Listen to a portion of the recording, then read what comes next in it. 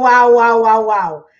You know what, viewers? I don't know about you, but I'm having a blast right here. Welcome again. If you're just joining us for the first time, welcome.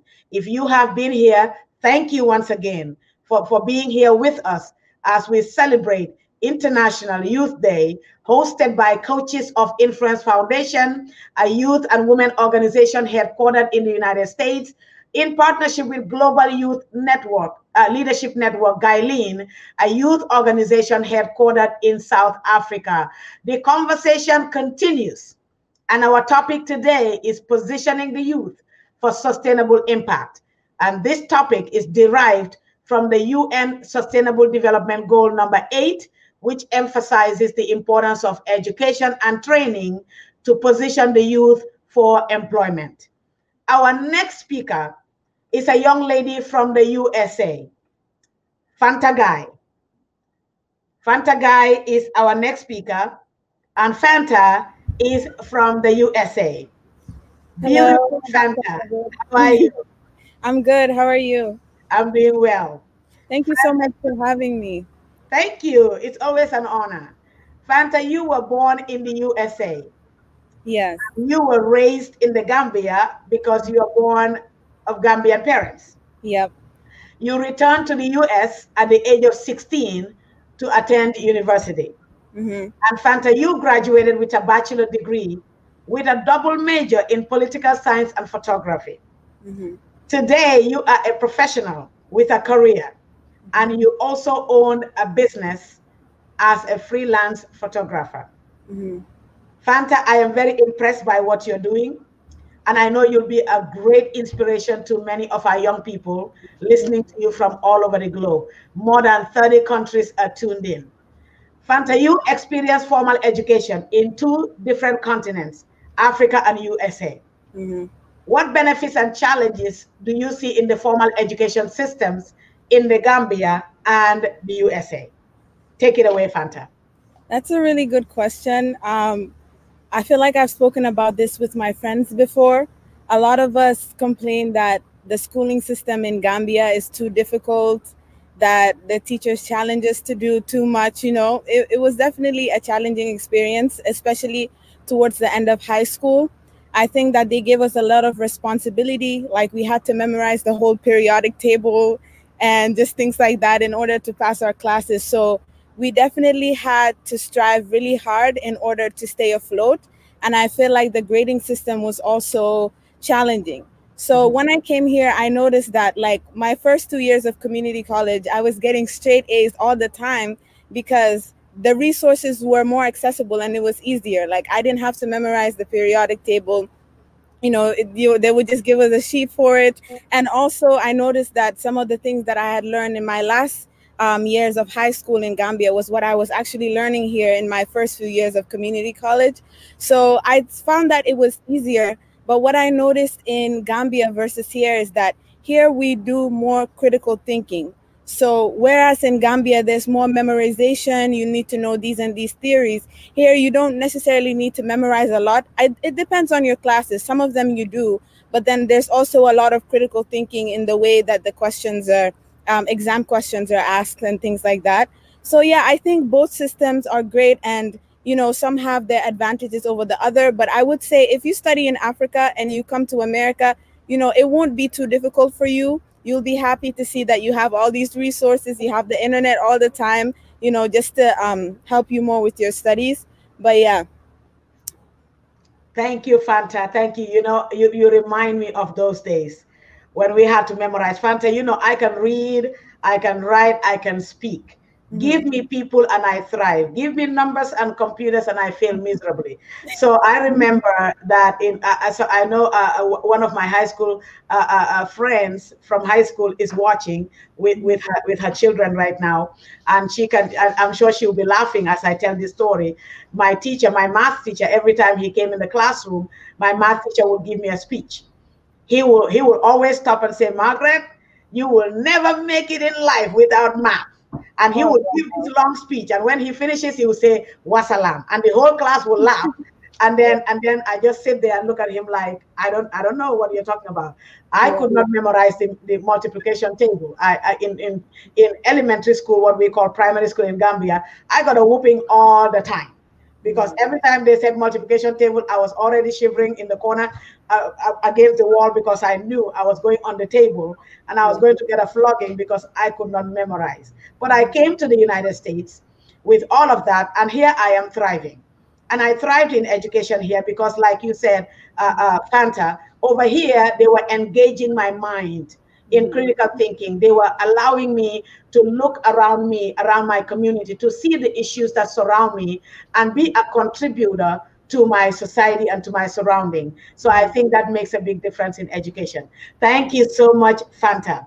No problem. Thank So you for that Fanta, question. under the influence of your parents, you started with pursuing a degree in political science, Hmm. but later you discovered your passion in photography and Hmm. you decided to add it to your formal education. Hmm. What kind of training, Fanta, did you pursue to Hmm. fully develop your skills in the and in that has positioned you today to gain employment? Okay. All right. So a little backstory. When I was in Gambia, we would have a lot of just different events that involved just showcasing our talent, like theater performances. We would have talent shows where throughout those times, I would kind of explore what I liked doing, and it had always been just artistic related things. So I was always first when they needed someone to act or when they needed someone to sing and just things like that. And it had always just been my passion. And I noticed that I also used to lead with things. Like I wanted to form a cheerleading squad at my school that had never been done before. And I gathered the girls and I taught them a dance. And, I've just been kind of doing that my whole life. So when I transitioned, graduated high school, and I came here, I think I didn't really think through what it is that I wanted to do with my artistic side. Rather, I was just going with the flow. And I'm pretty sure a lot of people can relate to this, just going with the motions of what you're expected to do and what your parents expect from you. So I had limited options. And from those, I chose political science. And I was doing that for the first 3 years of college. But I noticed that as time was going, I used to be someone who was so eager to learn and who was so eager to be in classes and things like that. But that motivation was just going down slowly. And I didn't really know why. And I think at some point I had sort of a moment of awakening, thinking, why is it that I can't just major in something that I actually have an interest or a passion in something that is creative? So that's what I ended up doing. I actually changed my major to photography and then my minor to entrepreneurship and innovation. And so the first time that I tried to change my major to do something that I was interested in, I remember I went to the registrar's office, changed it. I called my mom. I was so excited. And I know she means well, but she was not she was not having it. She was just, spazzing on the phone saying that I need to go back right away and change it to political science. So I was really discouraged, but I just ended up going to change it anyway just to please her. And I felt like, I'm young. I don't really know what's best. I should just probably listen to my parents because they know what route I should take. So I went back to political science again, and it just was not working for me. Like I couldn't really, I just, things just didn't feel aligned. I was not my regular self, my regular energetic creative self. So I decided to change it again. But this time I didn't tell my mom right away. I was just easing into it. So what I did in order to find a common ground, I left the political science there as my major, so my mom can be happy about that or happy with that. But then I also I also chose a major in photography, so I was double majoring. And then throughout that process, I really discovered my love for it, or my love for it solidified, because I had been taking pictures and stuff in Gambia, but had never really taken classes for it to know the techniques and the terms. And the more I learned about that, the more I felt like, wow, this is interesting. This is something that I see myself doing. So aside from the classes that I was taking, I feel like things started to align because I started to have more opportunities. So while I was in college, just my last semester, this famous influencer slash YouTuber just came across my Instagram photography Instagram page and hired me as her intern, taking pictures of her. So that really helped me just build especially my social skills, because I know it may not be too obvious, but typically a shy person. It gets a lot for me to be comfortable. So that helped build my social skills. And she also taught me some editing techniques and things like that. And also online, there's tons of resources. You can learn anything for free online. So while I was majoring in photography and political science, I was also teaching myself some necessary skills on the side and practicing constantly.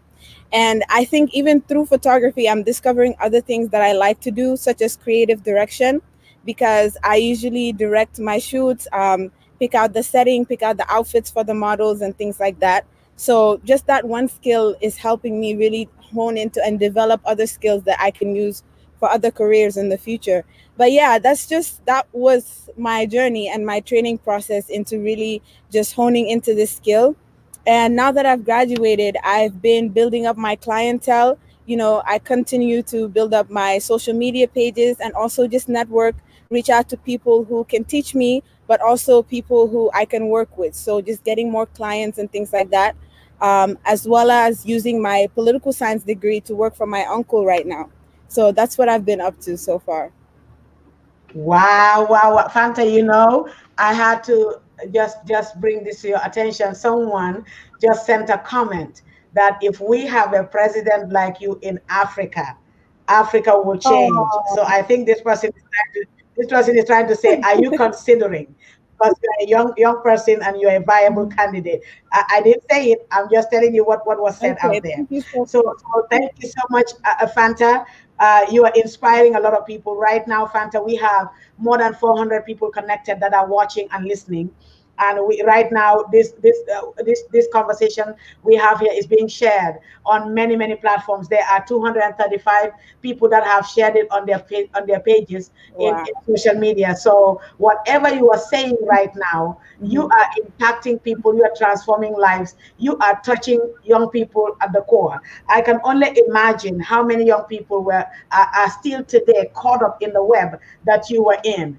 Yeah. Young people that know they have a passion for something, they Hmm. know they are built for something else, but because someone advised them, a parent or someone they respect, advised them that they should pursue a certain path, that they are in a path very unfulfilled, very frustrated, and still pursuing it because they believe this is where I need to be. Because whoever gave me the advice, it knows better than myself. So thank you so much for empowering everyone listening, empowering the young people to know if you believe you are in the wrong path, don't be afraid to communicate. Don't be afraid to make a switch.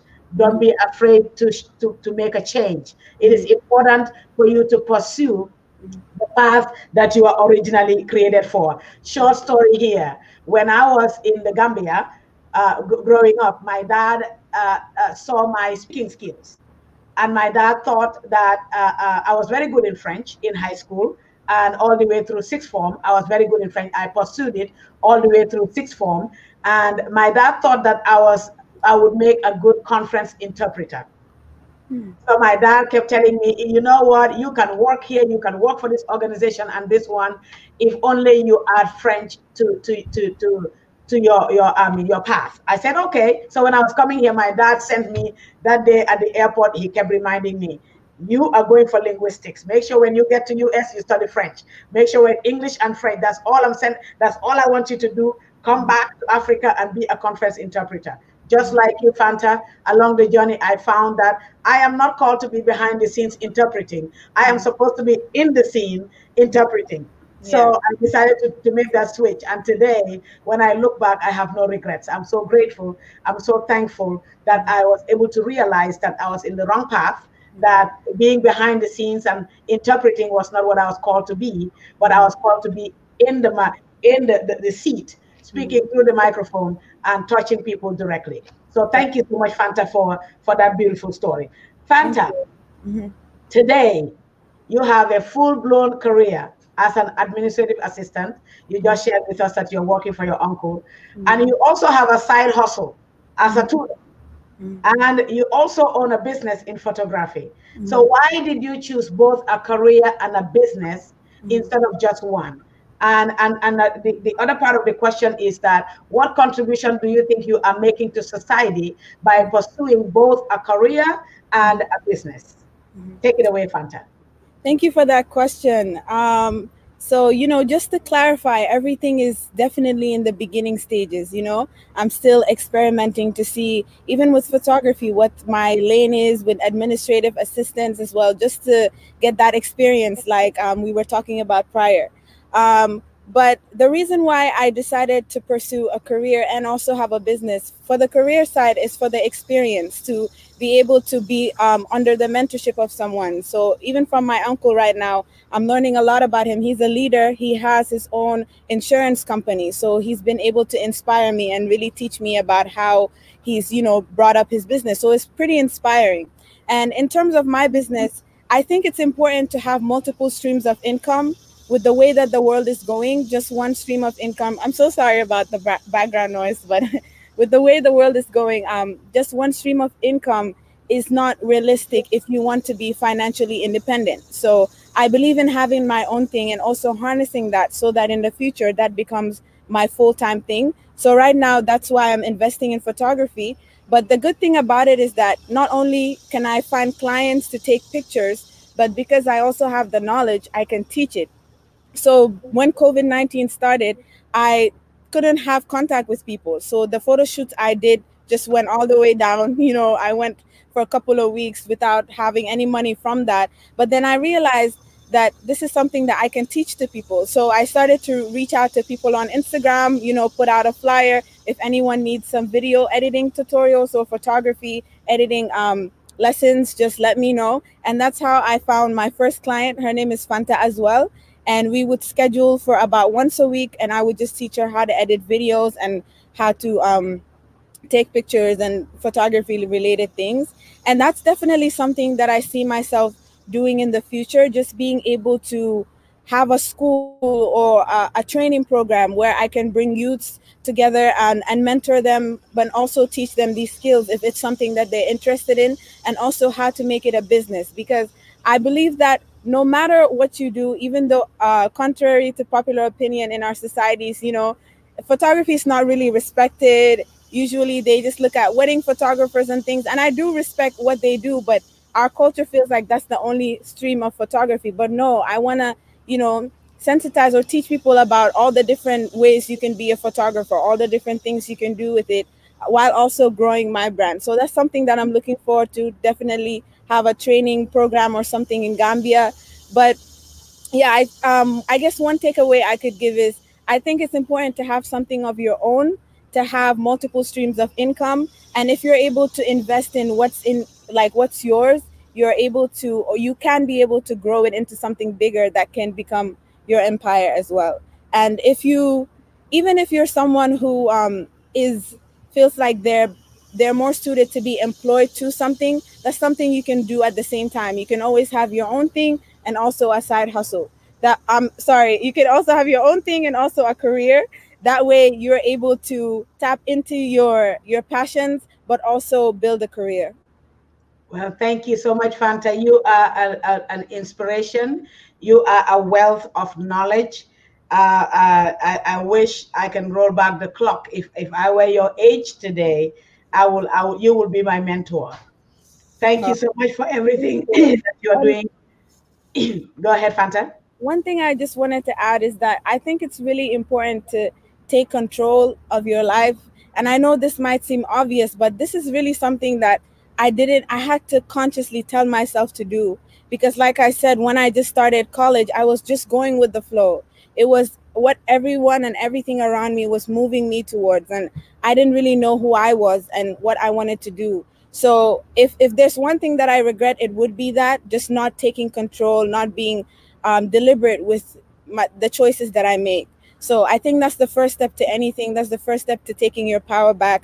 Just be in control of your decisions. Obviously, you can get mentors and always ask questions, but I think we should be independent and be able to make our own decisions that serve us, because we're living for just us. So Yeah. Thank you so much, Fanta. You know what? You said is something very key. You gave a very good reason why you kept a career and you have a business. You have skills, but you realize that you need the knowledge. You realize that you need to be under the wings of someone who has walked the journey of professionalism, the journey of growing and developing as a human being, not only in skills, but just emotional development, just human development. And you being under the wings of your uncle, you being in the company, you are learning not only from your uncle, but from other people. I encourage all young people, don't go right from grade 9 and rush into entrepreneurship. Don't rush to call yourself a CEO. If you have never been led, you cannot lead others. So submit yourself to learning. Leaders are learners, and learners are leaders. And for our parents, I just want to encourage our parents, understand your children, read, talk to them, allow them to be what they are created and designed to be. Yeah. Do not push them in what you think is best for them. Because if anyone is not fulfilled on the inside, they cannot be impactful on the outside. It's Exactly. great to just go and have to have a job and bring income home. But if you are created for something more and you're not allowed to step into that, you become redundant. It is important to be an entrepreneur and own a business. But if you're created for more and that more is not in your business, it's in a company, and you're not allowed to go and find a job there, you become redundant. So we need balance in our lives. And parents, I urge you, let's allow our children, let's groom them, let's talk to them. Let's not take, no career is foolish. I'm telling you, Fanta, I authored two cookbooks, and I Wow. cannot tell you how I much think we money have one of your cookbooks here, actually. thank you. I Mhm. cannot tell you how much money I invested for photos. I cannot even share on this platform how much money I paid to have my photos taken. And these people that took the photos, they are educated. They have degrees. They came with all their cameras, with all their setup, and they charge an arm and a leg to take photos for a book. So who says photography is not important? Who Right. says singing is not important? Who says dancing is not important? There are different spheres of society that we are called to influence, and each person has a part to play.